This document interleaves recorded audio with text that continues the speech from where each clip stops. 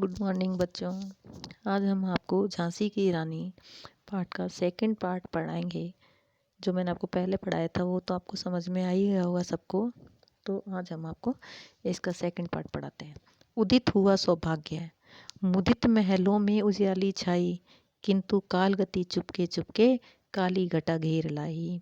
तीर चलाने वाले कर में उसे चूड़ियाँ कब भाई, रानी विधवा हुई हाय, विधि को भी नहीं दया आई।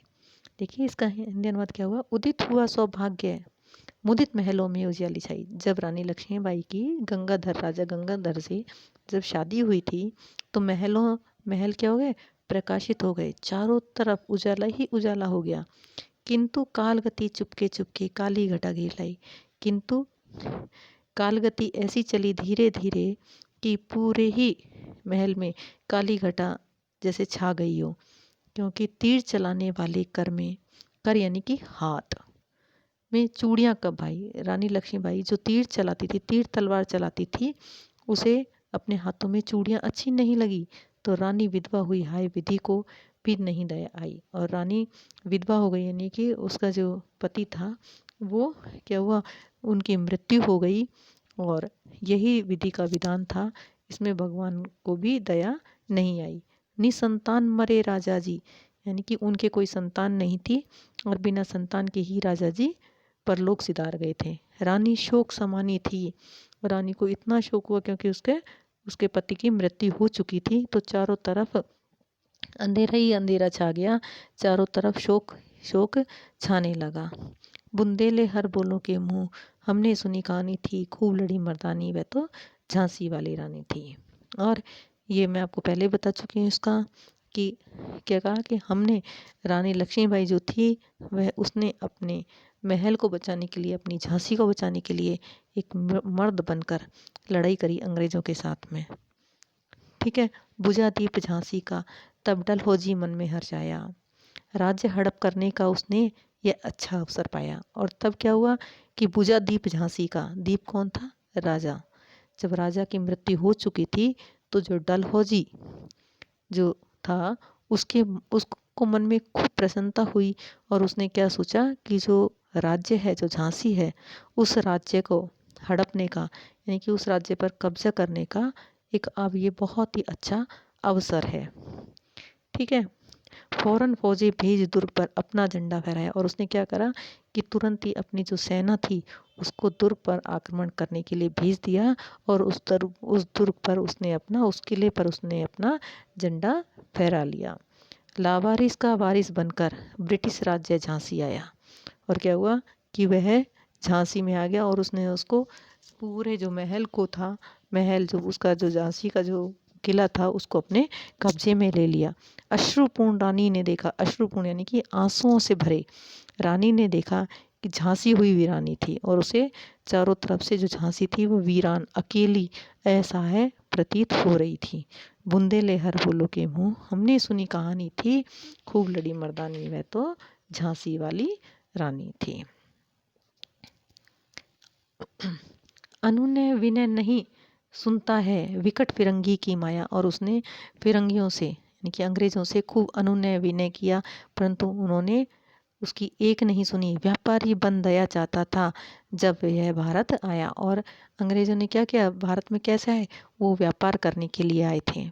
डलहौजी ने पैर पसारे, अब तो पलट गई काया। और डलहौजी ने धीरे धीरे अपना पैर मतलब अपना व्यापार फैला लिया और क्या किया कि पूरी काया को ही उसने पलट के रख दिया, पूरे राज्य को उसने पलट कर रख दिया।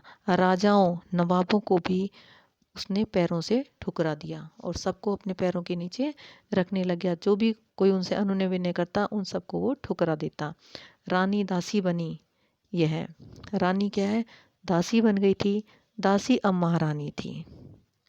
बुंदेले हर बोलो के मुंह, हमने सुनी कहानी थी, खूब लड़ी मर्दानी, वह तो झांसी वाली रानी थी। परंतु क्या हुआ कि जो झांसी की रानी थी उसने अब अपने हाथ में ये सब चीज़ें ले ली थी और खूब मर्दों की तरह उसने लड़ाई करी थी झांसी को अपने कब्जे में लेने के लिए। छीनी राजधानी दिल्ली की, लिया लखनऊ बातों बातों में। और उसने क्या किया कि जो अंग्रेज लोग थे उन्होंने क्या राजधानी दिल्ली को भी ले लिया, लखनऊ को भी अपने बातों बातों में लिया।